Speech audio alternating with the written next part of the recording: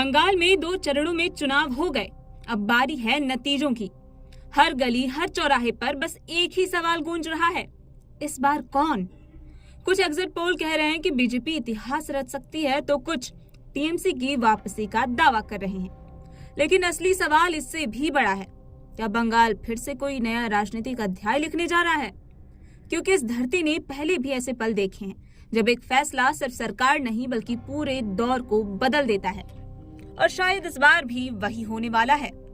बंगाल की राजनीति हमेशा से सिर्फ चुनाव नहीं रही, ये एक कहानी रही है, विचारों की, संघर्ष की और बदलाव की। 1947 के बाद जब देश आजाद हुआ तब बंगाल ने कांग्रेस के साथ अपनी शुरुआत की। लगभग 2 दशक तक सत्ता एक ही हाथ में रही, लेकिन 1967 में पहली बार लोगों ने बदलाव का स्वाद चखा। यूनाइटेड फ्रंट की सरकार आई और ये संकेत मिल गया कि बंगाल अब स्थिर राजनीति का राज्य नहीं रहेगा। यहाँ जनता वक्त आने पर फैसला बदल सकती है। फिर आया है 1977, एक ऐसा साल जिसने बंगाल की पहचान ही बदल दी। लेफ्ट फ्रंट सत्ता में आया और ऐसा आया कि 34 साल तक गया ही नहीं।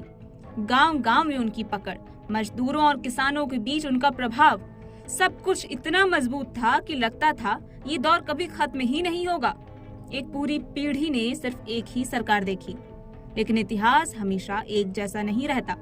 2011 में एक और तूफान आया। ममता बनर्जी के नेतृत्व में टीएमसी ने लेफ्ट के किले को ढहा दिया। ये सिर्फ सत्ता परिवर्तन नहीं था, ये भावनाओं का विस्फोट था। बदलाव की भूख थी। परिवर्तन सिर्फ नारा नहीं रहा बल्कि हकीकत बन गया। बंगाल ने फिर साबित किया कि यहाँ कुछ भी स्थायी नहीं है। इसके बाद 2016 और 2021 में ममता बनर्जी ने अपनी पकड़ मजबूत बनाए रखी, लेकिन इसी दौरान एक नई ताकत तेजी से उभर रही थी, बीजेपी। 2014 के बाद से बंगाल की राजनीति में बीजेपी ने धीरे धीरे अपनी जगह बनाई और 2021 तक वो मुख्य विपक्ष बनकर सामने आ गई। अब 2026 के चुनाव के बाद एक बार फिर वही मोड़ सामने है।